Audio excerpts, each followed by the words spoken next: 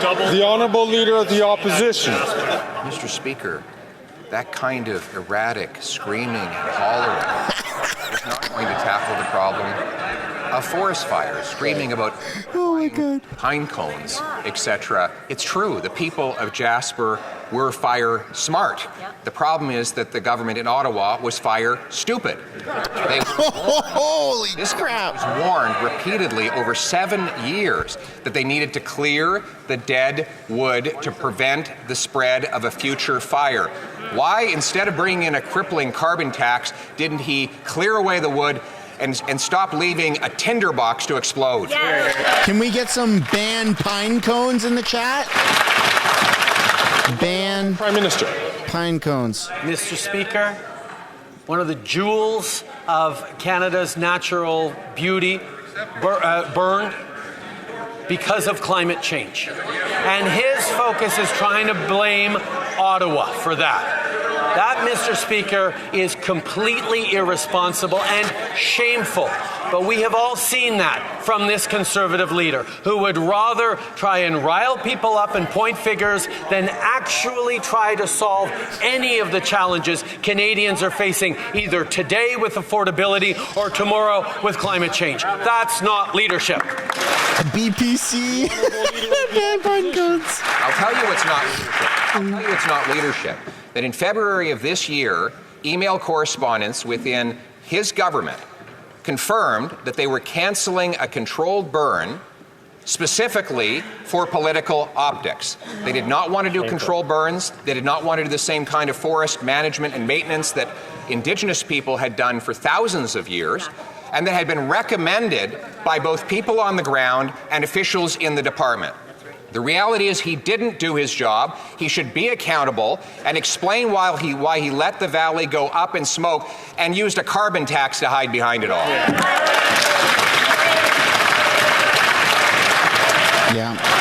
Politicizing forest fires, man. Right Honourable Prime Minister. Mr. Speaker, in this era of droughts and rising temperatures and climate change, there are certainly reasons that most reasonable people could imagine why the opting for a mechanical removal of underbrush instead of flaming them, instead of setting them on fire, might be a better option. Mr. Speaker, the attack on experts, the attack on science, and the refusal to understand that if we do not act in fighting against climate change with everything we have, then there will be no economy of the future. There will be no Jasper to rebuild. There will be no future for Canadians.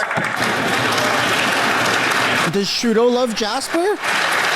Is he subscribed to Jasper? Mr. Speaker, I have a question for the Prime Minister so he can continue to try to deliver.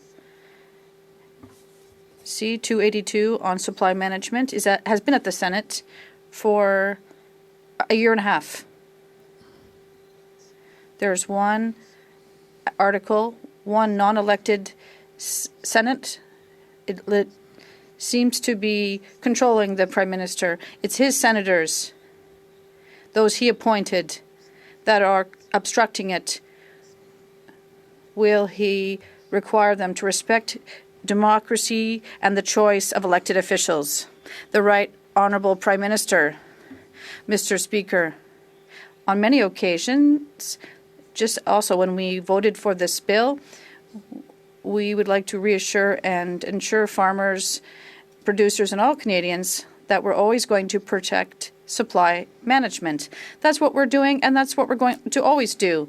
By renegotiating all other free trade agreements, we're going to protect supply management. The Senate is independent, Mr. Speaker.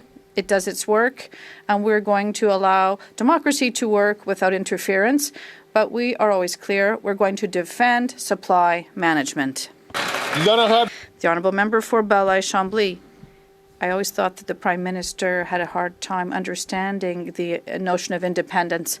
But I think the issue with all this is that two bills that we're talking about between now and October 29th come from the bloc. Everyone here has already voted for them. When it's an issue, the money is there, the time is there, and the only majority that this Prime Minister has is the majority of members that risk losing their jobs. Can he make sure that democracy shows a little bit of leadership, the little bit he has left? The Right Honourable Prime Minister, Mr. Speaker, we've always worked for Canadians, and we're going to continue to do the work needed. While the Bloc is seeking squirrels and playing political games, we're going to continue to deliver for Canadians, for dairy farmers, for seniors, for people who are counting on their government that is here not only to have a salary and have a pension to be in the opposition. No, we're fighting every day for Quebecers and Canadians. The Honourable Leader of the Opposition. Et cependant, le Bloc vote. And yet, the Bloc is voting to keeping the Liberals in power, the government that's been the most centralizing in our history. And lots of people got interfere with lemons and limes in their water. And particularly with the very radical Liberals that are going to kill thousands of jobs in the forestry sector. The Minister of the Environment in Quebec said that the Bloc has not defended jobs strongly enough in the Quebec regions. Will the Prime Minister call an election so that the future government of the Conservatives can get rid of this decree and defend jobs in the forestry industry? The Right Honourable Prime Minister, Mr. Speaker, every day in this House, the Leader of the Opposition shows once again that he doesn't understand that we can't have an economy without protecting the environment at the same time. To protect the pine cones. That's exactly what we're doing by working with the forestry industry and the Quebec government. We want to make sure that, yes, we're going to protect species at danger, at risk, and we're also going to protect good jobs, not only for today, but for decades to come. The Honourable Leader of the Opposition. He's not protecting the environment or jobs. 280 workers will be losing their jobs in the Outaouais and elsewhere in Quebec because after 9 years and 3 U.S. presidents, this Prime Minister hasn't been able to solve the softwood lumber tariff issue. So will he call an elections to allow Quebecers to elect a government that will reach an agreement and protect jobs in the forestry sector? The Right Honourable Prime Minister, Mr. Speaker, during the NAFTA negotiations, the renegotiations where jobs in aluminum and steel across the country were at risk, we stood up to properly negotiate in the interest of Canadians, while the Conservatives were encouraging us to accept just anything the Americans are putting forward because we had to not irritate the Americans at any cost. We were there for deliver, not to stand down. We are here to work for Canadian workers and for the Canadian economy, and we're going to continue to do so. The Honourable Leader of the Opposition. Well, accepting to back down. Well, he accepted an agreement without protection for the forestry industry. It's the same thing with spending. It's the most costly government in history. We've doubled national debt, but the Bloc keeps this PM in power by voting 180 times, trusting him, and for $500 billion in inflationary spending and centralizing spending. That has also committed to another 100,000 federal public servants. How come this Bloc Liberal coalition continues to take Quebecers' money, keep it in Ottawa, and wasting it? The Right Honourable Prime Minister, Mr. Speaker, Quebecers know full well what austerity costs and Conservative cuts cost. They lived through it during the Harper years. They have chosen a government that has trust in Canadians, that invests in Canadians, and that's exactly what we're doing. And that is why that we're putting more money back in the pockets of Canadians with our strong fiscal balance federally. Track record that the Conservatives are denying, and they're proposing cuts in services and tax cuts for the richest. That's what Canadians and Quebecers don't want.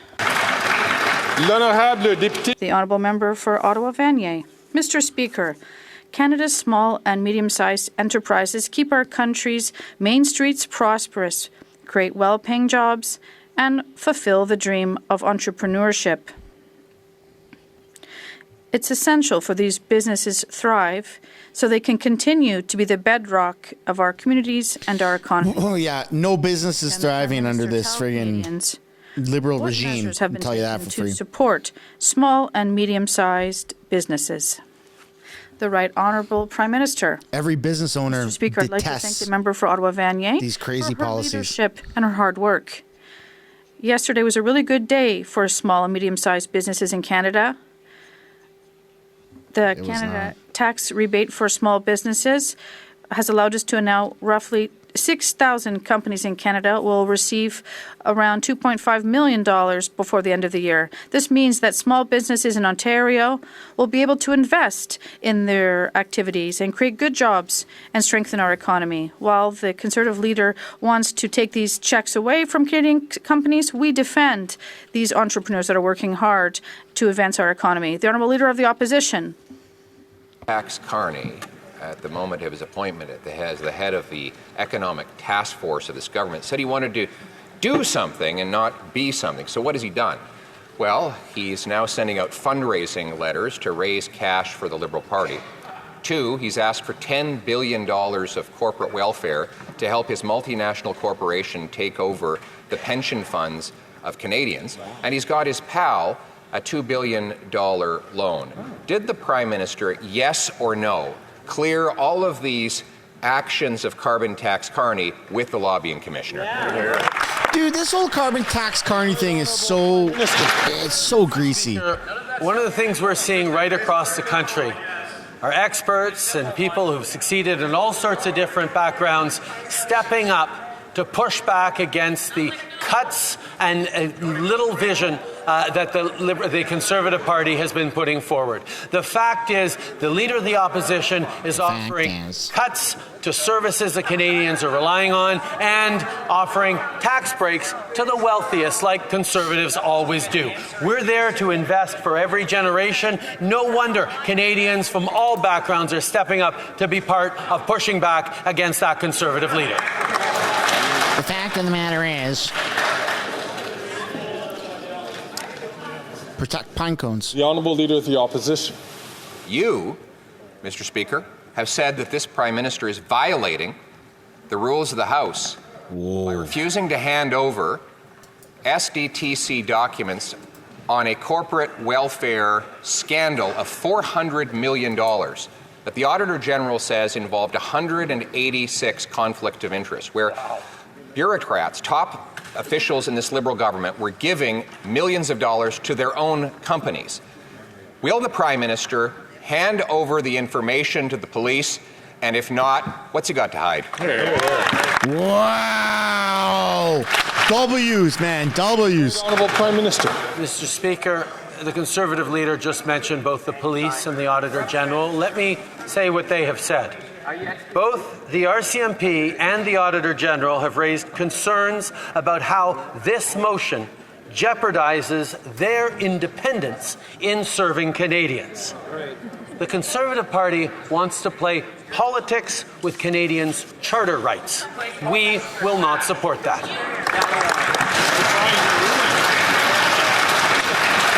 I don't ever want to hear Trudeau say Charter of Rights. His idea of a charter right is that you have the right as a top government executive to take $400 million of other people's money and give it to your own company and then hide the criminal evidence from the police. Well, Mr. Speaker, Canadians have the charter right to know where their money went. So will the Prime Minister accept your order and the vote of this House to turn over the documents to the police so that we can put the bad guys in jail and get back the money that was stolen? Holy smokes, totes my goats, man!